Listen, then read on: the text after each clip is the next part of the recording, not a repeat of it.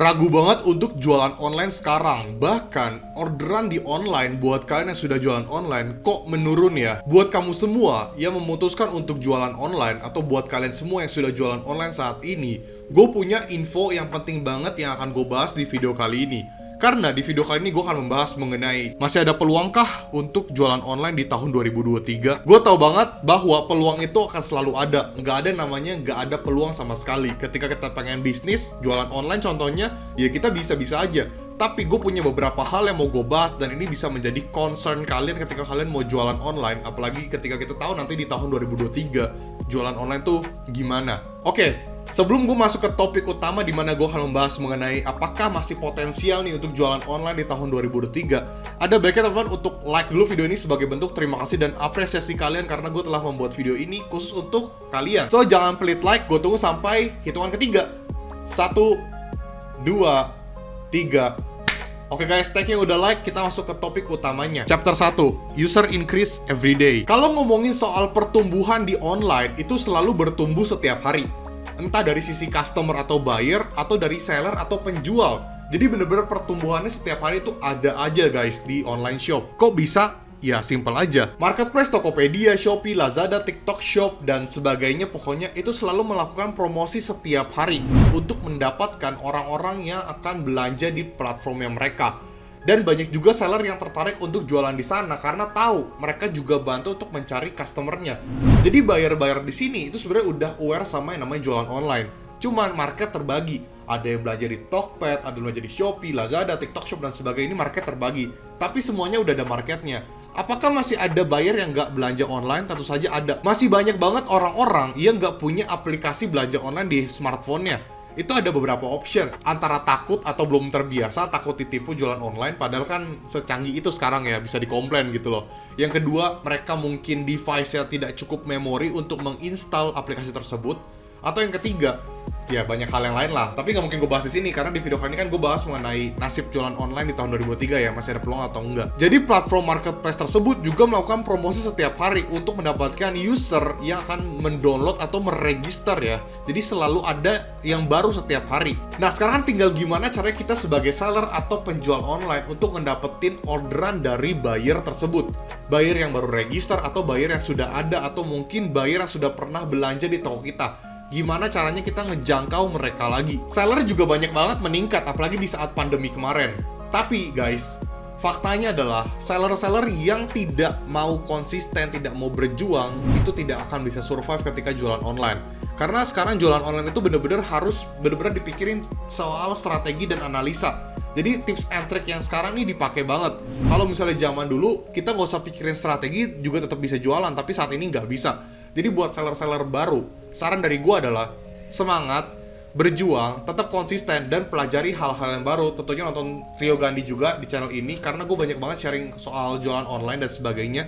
Nah kalau misalnya kalian gak mau up to date, sudah pasti kalian gak akan bisa survive untuk menjadi seller jualan online yang sukses. Well, gue tau banget ini kesannya kasar ya, tapi inilah kenyataan guys. Gue mending fair daripada gue gak fair, daripada gue kasih iming-iming ke kalian, nanti kalian malah gak berhasil. Karena gue pernah merasakan di posisi kalian, gue pengen bisnis, gue pengen ngapa-ngapain, itu gak ngerti. Tapi ketika gue sudah berhasil melewatinya, itu akhirnya gue pengen memutuskan untuk sharing ke kalian juga. So jadi memang agak kasar, tapi itulah faktanya dan kenyataannya. Jadi kalian harus benar-benar lakuin. Chapter 2, Online Product are cheaper. Kalian pasti setuju sama gue bahwa produk-produk yang dijual di online itu harganya murah-murah. Bener gak sih? Kayak sekarang gila banget, kayak gue pengen cari produk, itu harganya udah murah-murah di online. Bahkan di toko offline itu harganya lebih tinggi. Ya wajar-wajar aja. Kenapa? Karena ketika di toko offline mereka tuh harus namanya ada biaya sewa, lalu biaya lain-lain lah, maintenance dan sebagainya. Tapi kalau di online, hanya toko online aja. Di laptop, di komputer, internet juga gue rasa udah jadi pemakaian hari-harian. Kalau misalnya kalian nggak jualan online juga kalian pasti pakai internet, pakai wifi dan sebagainya. Jadi cost-nya itu udah pasti kepotong. Makanya harga di online itu akan jauh lebih murah daripada harga offline. Ntar dulu, gue nggak ngomongin soal banting-bantingan harga ya. Kalau banting-bantingan harga kan kayak itu kayak hal lain lah. Tapi memang kenyataannya adalah karena memang harga online itu lebih murah ya karena nggak ada biaya-biaya seperti itu faktanya.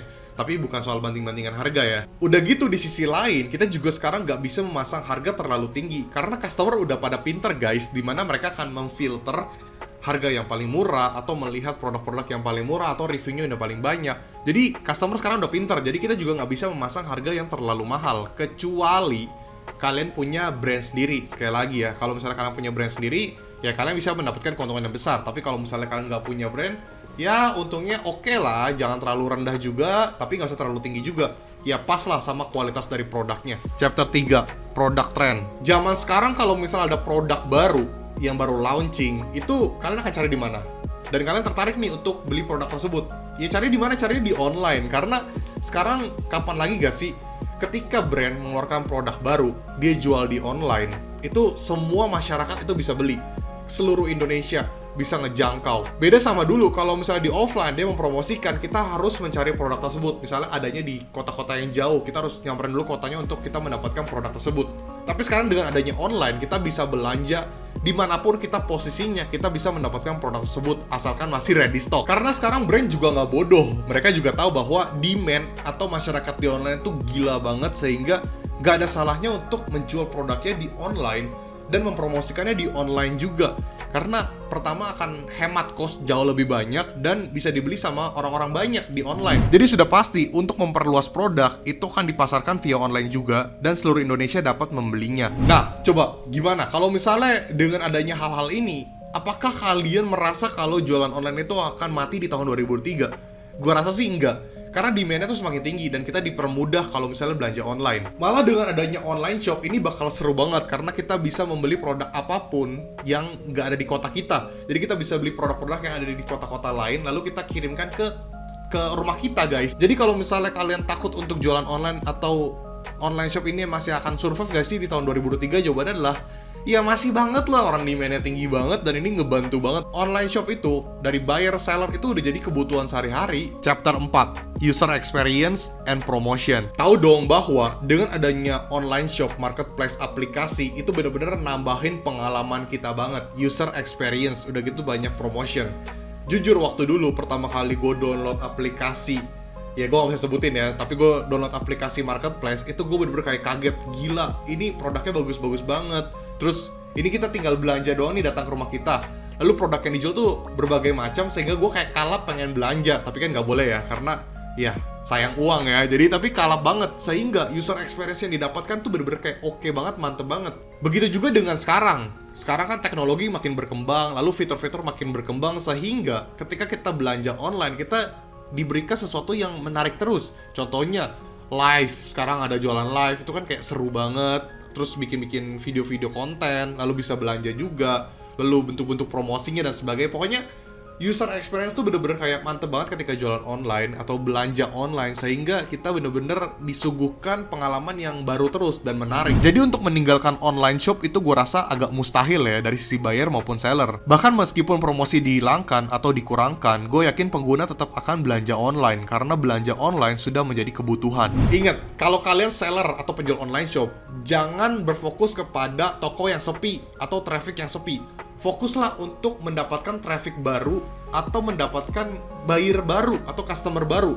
Jadi jangan terlalu berfokus kepada aduh toko gue sepi, tapi pikirkanlah caranya gimana biar dapetin traffic. Karena buyer di online itu selalu bertumbuh setiap hari. Pengguna baru selalu ada. Jadi jangkaulah mereka, guys. Dan penting banget juga punya loyal customer atau loyal buyer. Jadi penting banget nih kalau misalnya kalian mendapatkan orderan dari customer, itu service lah dengan baik dan bener-bener kayak maintain customer tersebut supaya customer tersebut bisa belanja lagi di toko kalian. Karena ketika kalian mendapatkan loyal customer itu bakal enak banget, dia akan belanja terus di toko kalian tuh.